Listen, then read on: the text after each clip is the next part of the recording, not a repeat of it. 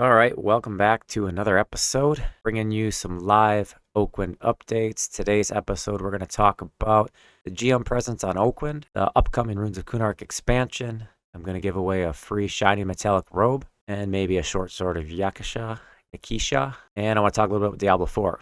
So getting right into it. For the past couple weeks, after I leveled up my characters, and even during when I was leveling up my characters, I have basically left at least some type of alts or some type of characters on autoplay using MQ, Macroquest. And what I did was just set a tank or a polar tank command so that anything in a pretty close proximity, the tank would pull and fight.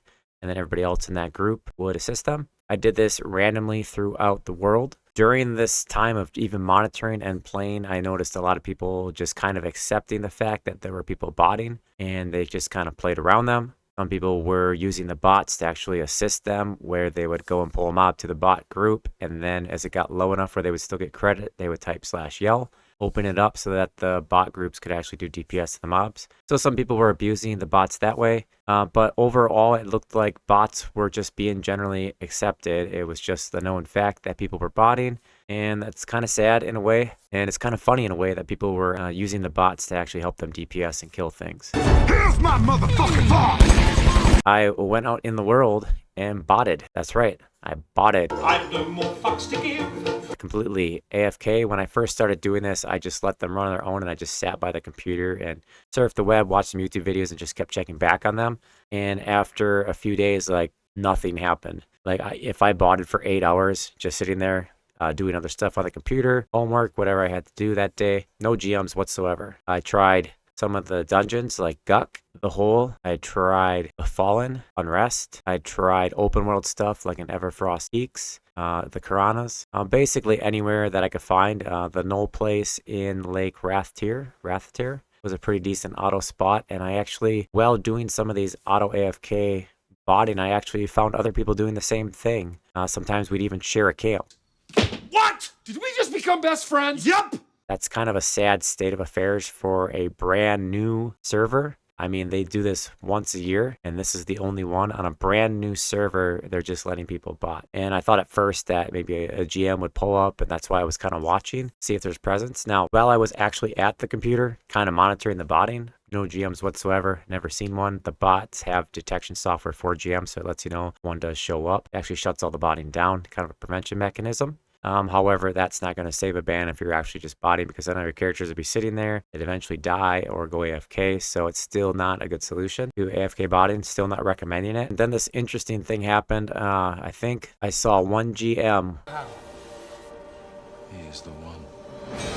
Well, complete AFK, and I didn't see it. I just got the alert. Obviously, my characters stopped, and then eventually they died and wiped. So none of my accounts were banned. I didn't get any emails, didn't get any warnings, but I did see a GM presence detected, and that was because somebody else was trying to AFK bot the same area. So I think it was the Spectres in South Row, North Row, whatever that Spectre Tower is by the Deepwater Goblins. I was botting maybe 3 pulls, and they were botting inside the tower, and they must have reported me while they were at the key to try to get me kicked off or banned so that they could have the whole camp to bot. That didn't seem to work, but that is the only time through 2 weeks of botting that I saw any GM presence whatsoever. I played on Mischief for a while. That seems to be pretty consistent with how the GM behavior is. I didn't see a single GM on Mischief either after playing there for I think 2 years, until I started challenging somebody that was trying to farm Craig Beast's Blood. I think in one of the expansions, maybe Omens of War, where you could actually get the Anguish Orb outside of Anguish through an event in the Spire. And so that what that means is that almost all classes could complete their 2.0 epic without going in. Craig Beast's Blood was going for like 100k a pop if you could find it, and it was extremely rare, and a lot of berserkers wanted their epic. Well, not even botting, I just was 12 boxing with all my characters on follow. I had this guy report me, and then when the GM came down, I couldn't respond fast enough, and he pretty much banned my main character for 7 days, and that kind of sucked. Even though I sent an email response in to reopen the investigation, say, hey, I wasn't actually AFK, I was there. This guy's messaging all 12 of my characters, and I couldn't respond fast enough on all of them, so he just banned my main character. That's the only time I've seen a GM on Mischief. And so the only time I've seen a GM on Oakland so far, which you think the GMs would be prowling around on a brand new server launch, is when somebody else was trying to bot the same campus me. They must have reported me. And so how far could I take this? I let characters run for 7 days straight. I shit you not. 7 days. Didn't even look at the screen. Didn't go near anything. I just let them run. Not a single GM. So picture that. 7 days straight, characters are running on their fucking own at this point. I have one group going that I'm playing, and then I just let these other characters just fucking run. Why are you doing this? I just felt like running.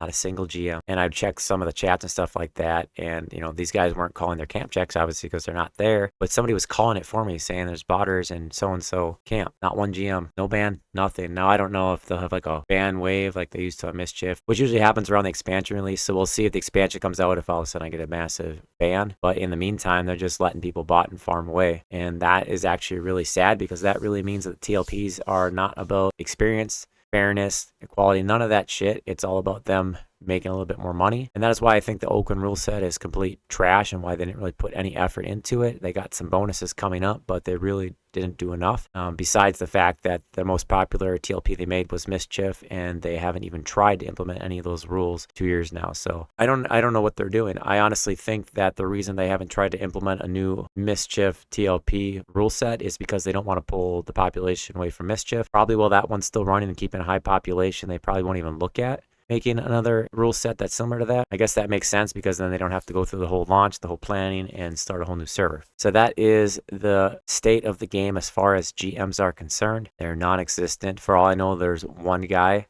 that is doing all the GM work for all of EverQuest and maybe EverQuest 2. But GM presence in the game, from my perspective and from what I've experienced, is almost non-existent. The only time you can get a GM down is if someone actually reports you, and I'm sure there are a lot of reports that go completely ignored. Moving on to the upcoming Runes of Kunark expansion. I think we're about 2 weeks out, maybe July 20-something, the Runes of Kunark comes out. I just want to remind everybody that I do have grinding guides on my website, which will be linked below. I have both for the Classic, which I used to level up to 50, and now for Runes of Kunark, I'll have all of the grinding spots and leveling spots and camps in a big table that you can sort and filter how you want.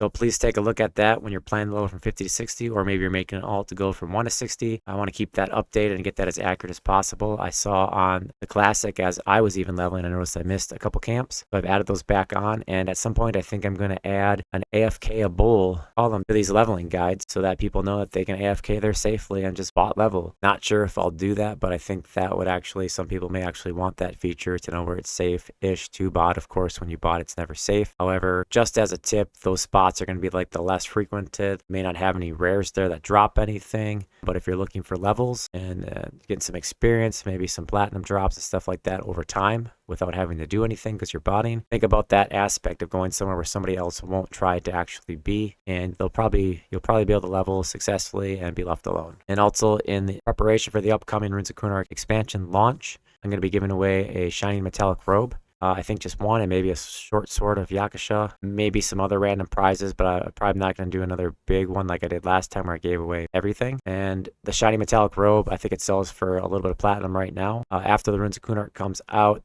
that item is used in some epic quests, and it may sell for more, or you could keep it if you win it and use it in some of the epic quests yourself. Leave a comment below with your in-game username, and we'll do another raffle in the next video. Okay, on to Diablo 4. Has anybody tried this out yet? I played Diablo 1 back on my compact Presario, Hewlett-Packard computer, maybe on dial-up internet. I've always been a big fan of the Diablo series.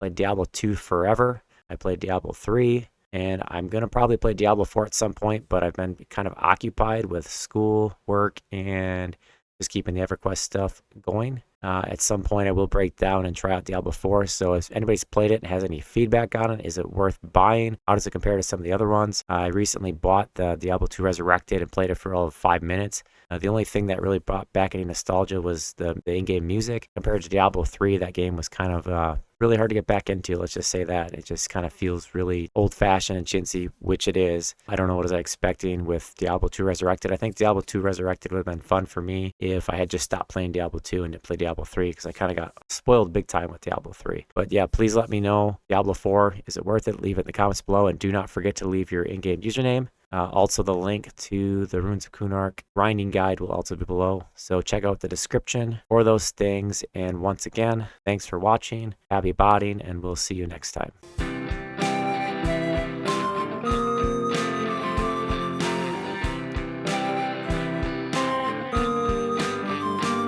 We got P99, we got TLP, we got private servers and test that's free. Some of us pay, some of us don't, some of us play, some of us won't. Did you just break my mess? Did you just train me? Did you just miss a healing? Are you gonna rest me? And please I need a sow, and please I need a rest. Please I need that sword, I'll take what you got.